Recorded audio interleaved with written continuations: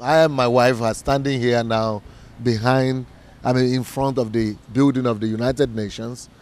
This is where the whole world is gathering together and having their meetings and their summits. The heads of states of every nation will come here next month, and that's when God has given us the opportunity to come and talk in the United Nations and speak to the diplomats here and to the leaders that are coming from different nations. And we have the opportunity to speak twice today. We're going to speak to leaders in the afternoon and then in the evening to the diplomats. We thank God for this opportunity that He's given unto us. He has taken us beyond our imagination. He has taken us beyond the borders of the Ukraine. This year as well, 4 months ago, like I said, I was speaking in the United States Senate as the first African man to have the opportunity to do that. And we thank God that we are carrying the name and the authority of the Lord Jesus Christ to as many doors as God will open.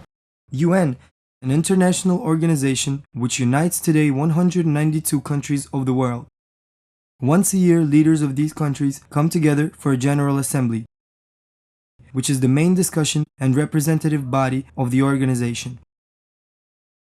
An invitation was received from employees and representatives of the United Nations. Representatives of all missions and countries involved in the UN were invited. Leaders of various city organizations were invited to this meeting as well. This meeting took place in the main hall of UN, a conference room where every country is represented. 500 representative organizations were present as well as leaders from over 30 world countries. Sunday Adelaja was the first pastor ever to speak at the main hall of the UN. At this meeting, Pastor Sunday said that the church has an answer to global needs, that it cannot be excluded from solving global issues and problems. This meeting was a historical moment as well. God gave the word to Pastor Sunday for this meeting, Psalm 24:7. Lift up your hands, O you gates, be lifted up, you ancient doors, that the King of glory may come in. At the beginning of the meeting, Pastor Sunday, having apologized before the non-Christian representatives, asked everyone to make 2 prayers.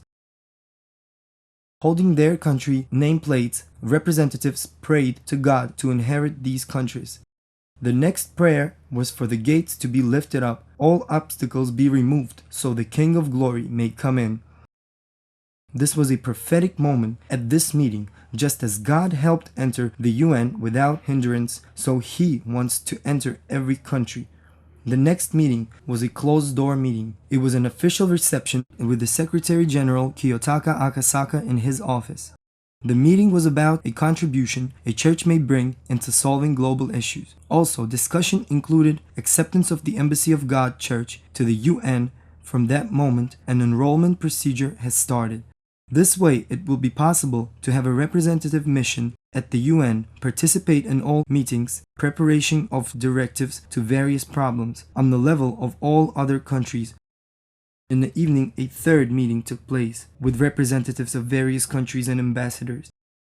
The key topic of the meeting was how Christians can use values of the kingdom to influence this world.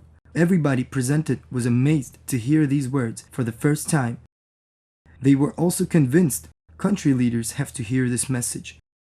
One country representative suggested to invite Pastor Sunday to speak at a General Assembly of the UN where country presidents meet.